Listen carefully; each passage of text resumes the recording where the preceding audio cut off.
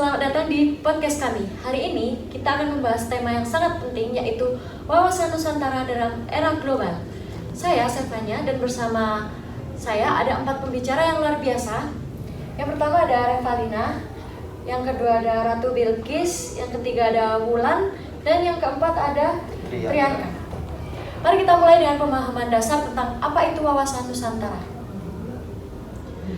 Masuk ke segmen 1, yang pertama yaitu pengetahuan mendasar tentang apa sih wawasan Nusantara itu. Untuk pembicara 1, dipersilakan. Oke, terima kasih. Jadi seperti yang dikemukakan oleh Syarbaini dan Wahid pada tahun 2015, wawasan Nusantara sendiri itu diartikan sebagai cara pandang bangsa Indonesia tentang diri dan lingkungannya berdasarkan ide nasional yang dilandasi Pancasila dan Undang-Undang Dasar 1945 sebagai aspirasi bangsa Indonesia yang merdeka, berdaulat dan bermartabat, serta menjiwai tata hidup dan tindak kebijaksanaannya dalam mencapai tujuan perjuangan nasional. Wawasan Nusantara ini mencakup 4 pokok perwujudan negara, Kepulauan Nusantara sebagai satu kesatuan wilayah, yaitu kesatuan politik, satu kesatuan ekonomi, satu kesatuan sosial budaya, dan satu kesatuan pertahanan keamanan. Betul sekali, wawasan Nusantara juga berfungsi sebagai panduan dalam membangun identitas bangsa dan memupuk rasa nasionalisme di kalangan masyarakat. Dengan wawasan Nusantara, masyarakat Indonesia diharapkan memiliki pandangan yang utuh mengenai keberagaman budaya, suku, bahasa, dan agama yang ada di dalam negara. Hal ini mengajarkan nilai persatuan dan kesatuan dalam kebinekaan.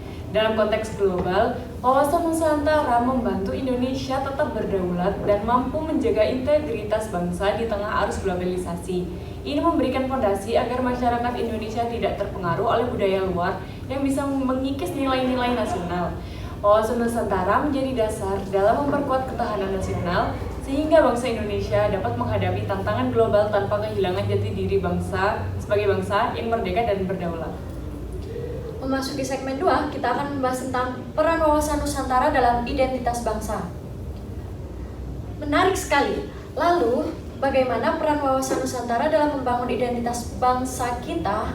Untuk pembicara 3, dipersilakan. Jangan.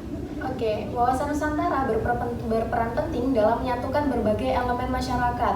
Dengan menekankan kesatuan politik, sosial, budaya, kita bisa melihat bahwa keberagaman bukanlah penghalang, melainkan kekuatan bagi bangsa kita. Wawasan Nusantara itu seperti peta jalan bagi bangsa Indonesia. Ia mengajarkan kita untuk melihat Indonesia sebagai satu kesatuan, meskipun terdiri dari banyak pulau, suku, dan budaya yang berbeda-beda. Bayangkan Indonesia seperti sebuah rumah yang besar dengan banyak kamar, tetapi kamar tersebut memiliki dekorasi dan kebiasaan yang berbeda, tetapi semuanya berada di dalam satu atap. Selain itu, wawasan Nusantara juga mendorong pembangunan ekonomi yang merata di seluruh wilayah Indonesia. Ini sangat penting untuk mengurangi kesenjangan sosial dan meningkatkan kesejahteraan masyarakat. Namun, tentu saja ada tantangan dalam implementasinya, bukan? Apa saja sih tantangan yang dihadapi? Jadi salah satu tantangan terbesar adalah perkembangan teknologi yang begitu cepat. Jadi hal ini itu dapat mengubah pola pikir masyarakat dan mengancam nilai-nilai lokal yang sebelumnya sudah ada, serta kurangnya pendidikan berbasis karakter yang menyebabkan menurunnya identitas bangsa Indonesia di tengah arus globalisasi. Selain itu, kesadaran masyarakat tentang pentingnya multikulturalisme juga masih perlu ditingkatkan. Banyak orang yang belum tahu sepenuhnya memahami bagaimana keberagaman dapat menjadi kekuatan. Selanjutnya, bagaimana kita bisa mengatasi tantangan-tantangan tersebut? Oke, selanjutnya salah satu solusinya adalah dengan meningkatkan kualitas pendidikan yang berbasis karakter. Pendidikan harus mampu menanamkan nilai-nilai kebangsaan dan cinta tanah air sejak dini. Ini artinya pendidikan tidak hanya fokus pada pelajaran akademik, tetapi juga pada pembentukan karakter terhadap peserta didik. Seperti nilai-nilai kebangsaan, pendidikan harus menanamkan rasa cinta tanah air terhadap negara dan bangsa sejak dini. Yang kedua yaitu cinta tanah air. Peserta didik diajarkan untuk menghargai budaya dan warisan bangsa. Dan mengapa pendidikan berbasis karakter itu penting? Karena dengan peduli berbasis karakter, diharapkan peserta didik dapat tumbuh menjadi individu yang berakhlak mulia, menghargai keberagaman, dan menjadi warga negara yang baik. Selain itu, kita perlu memperkuat identitas nasional melalui program-program yang mempromosikan budaya lokal.